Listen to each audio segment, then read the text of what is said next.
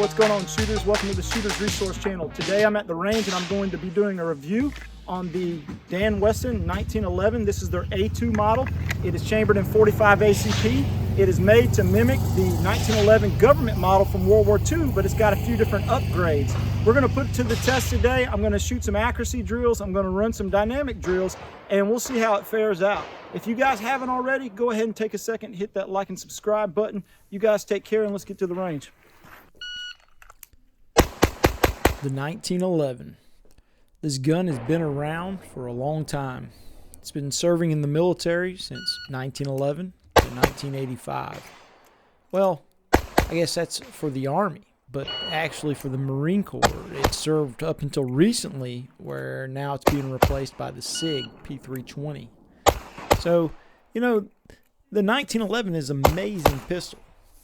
And I was very happy to pick up this one from Dan Wesson, their model A2, which is very traditional in the way that it's built, with a few upgrades that I think are definitely necessary in comparison to the previous. But, you know, it still is very authentic compared to some of the modern versions that are out there today. This is tied back to the original A1 design, but it's got some improvements that they feel like should have been or could have been put out in that third generation of the 1911. So the first one is the lowered ejection port, and it's flared as well. So it just ensures a little more reliability. Obviously, the sights leave a lot to be desired on the original 1911, so they've replaced them with some modern 3-dot steel sights. Now, the other benefits on this pistol would be the tactical beaver tail, and it also has an extended thumb safety. Now, the thumb safety is not ambidextrous.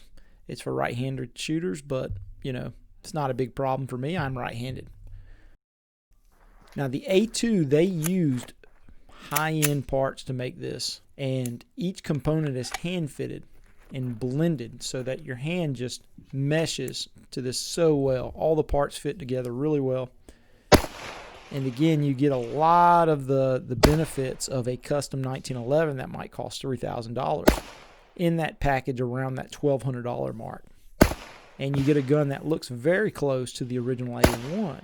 So it's just a really nice deal. It has a stainless steel match barrel, and the frame to slide fit is impeccable. It's amazing. So that all lends to a greater level of accuracy. All right, let's see how that did accuracy-wise.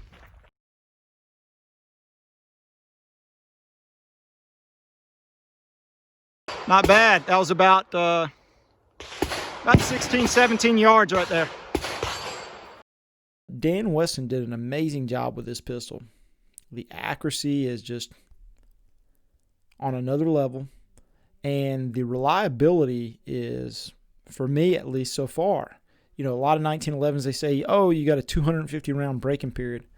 Well, I've surpassed the 250 round break-in period, and I haven't had a single malfunction. So this gun is just performing round after round after round, and that's what's to be expected out of a Dan Wesson pistol. So it's why I went with their brand, because after a lot of research, I found that they really are providing a great value to those looking for a very nice 1911.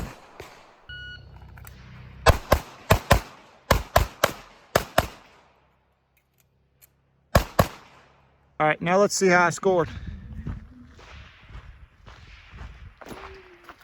0, 0, down 1, 1, and 1. Now this one also, to stay more authentic to the original A1, it comes with diamond walnut grips, and it gives it that classic look. Their slide finish is what they're calling their bead blasted blue. The overall length is 8.75. The barrel length is 5.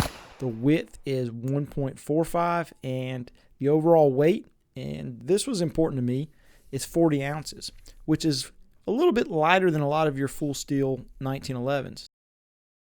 All right, let's look at the trigger on the Dan Wesson A2.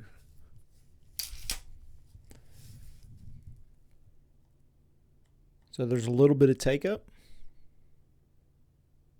You hit a very definitive wall. And very little travel, and the hammer breaks. The reset.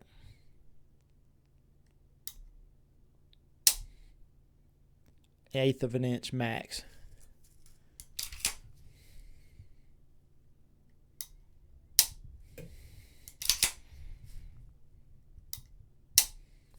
All right, let's do that trigger one more time. So, whoa, almost didn't mean to do that. So a little bit of take up, about an eighth of an inch. And it's very, very lightweight. And then we hit a definitive wall. And about a 1/16 of an inch of travel, and then a firm break with no over travel. Amazing trigger. So that's what you get when you move on to kind of a higher level 1911, or even just a higher level gun in general. The trigger is a lot of times what you're paying for, and it takes a lot. Don't think that it's just a lighter trigger. It's tough to have a very light and crisp and very good trigger and still maintain reliability. And so Dan Wesson has done that here. A lot of times when you have a light trigger, with light primer strikes, but this thing did a very good job. If you're in the market for a government style 1911 that has the right upgrades like an extended beaver tail, match grade barrel, exceptional trigger, hand fitted parts, then check out the A2 from Dan Wesson. It's made in limited numbers, so get them while you can. If you guys haven't already, go ahead and like and subscribe.